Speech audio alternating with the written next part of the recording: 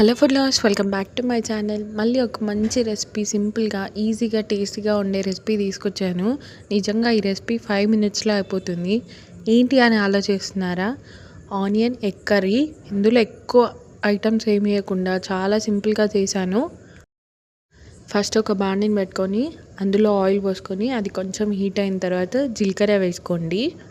అది కొంచెం వేగిన తర్వాత ఇలా చూపించాను కదా ఆనియన్స్, అలా పొడుగ్గా మంచిగా కట్ చేసుకొని ఒక 3-4 అన్నా వేసుకోండి. అప్పుడే అది ఆనియన్గా మంచిగా ఏర్పడుతుంది మనకి. వేసుకొని కలుపుకోండి. అందులోనే పసుపు, ఉప్పు వేసుకోండి. ఉప్పు కొంచెం వేసాను, ఎందుకు అనంటే ఆనియన్స్ తొందరగా మగ్గడానికి. మళ్ళీ ఒకసారి మిక్స్ చేసుకోండి. ఎగ్స్లో మంచి ప్రోటీన్ ఉంటుంది. అవి శరీరానికి బలం ఇవ్వడంతో పాటు కండరాల పెరుగుదలకు మంచిగా హెల్ప్ చేస్తుంది. అలాగే ఎగ్స్లో vitamin D, B12, iron, calcium ఇట్లాంటివి చాలా ఉంటాయి. అలాగే ఆనియన్స్లో యాంటీ ఆక్సిడెంట్స్ ఎక్కువగా ఉంటాయి. ఇవి శరీరానికి రోగనిరోధక ఎనర్జీకి మంచిగా హెల్ప్ చేస్తుంది. అలాగే ఫుడ్కి మంచి కలర్, టెక్స్చర్ కూడా ఇస్తాయి.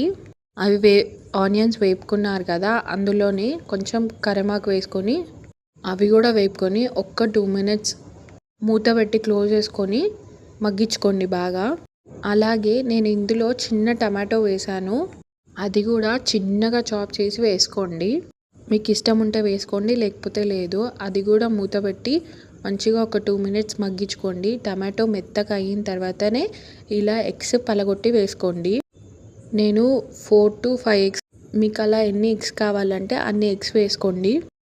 అప్పుడే కలపకుండా ఒక 1-2 మినిట్స్ అలా వదిలేయండి. ఎగ్ ఒక 1-2 మినిట్స్ అట్లా అయిన తర్వాత ఎగ్స్ని మళ్ళీ మలిపేసుకోండి. వెనక సైడ్ కూడా కొంచెం కుక్ అవ్వాలన్నమాట. ఆనియన్స్ నెమ్మదిగా గోల్డెన్ కలర్ వచ్చే వరకు వేయిస్తే కర్రీ అనేది మంచిగా టేస్ట్ బాగా వస్తుంది. కొంచెం మీద వేస్తే టేస్ట్ బాగుండదు.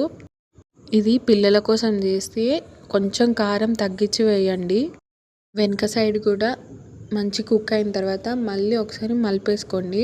అందులోనే ఉప్పు, కారం, ధనియాల పొడి కూడా వేసుకొని మళ్ళీ ఒకసారి మంచిగా కలుపుకోండి. ఈ కర్రీ వేడి వేడి అన్నంలో కానీ, చపాతీ, రోటీ, పూరీలోకి ఇలాంటి రెసిపీస్కి చాలా బాగుంటాయి. ఇది తొందరగా అయ్యే, విటమిన్స్ ఎక్కువగా ఉండే కర్రీ ఇది. పిల్లల లంచ్ బాక్స్ కానీ, మధ్యాహ్నం లేకపోతే నైట్ ఎప్పుడైనా పర్ఫెక్ట్గా ఉంటుంది. ఈ రెసిపీ మీకు నచ్చితే లైక్, షేర్ అండ్ సబ్స్క్రైబ్. మళ్ళీ ఒక మంచి రెసిపీతో వచ్చేస్తాను.